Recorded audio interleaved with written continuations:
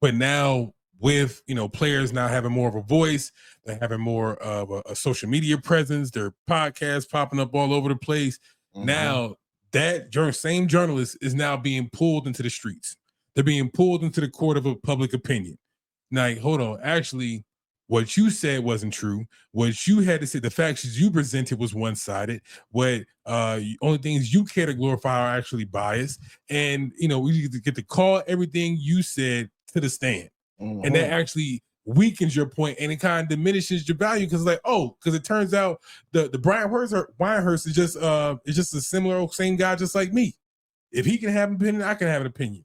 What caused my what that makes me think of is a news columnist for the Philadelphia Eagles.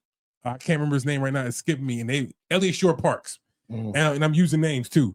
Elliot Shore-Parks during the whole Deshaun Jackson scandal with the Eagles. Him being a gang member and all this other stuff when pretty much just led to the reason of him leaving Philly. There was no real evidence of him being a gang member or him doing this or doing that. It was just, we're going to trust his opinion because he's an insider or because he's an analyst. And now you just changed the whole course of this man's career and just the whole franchise just like that.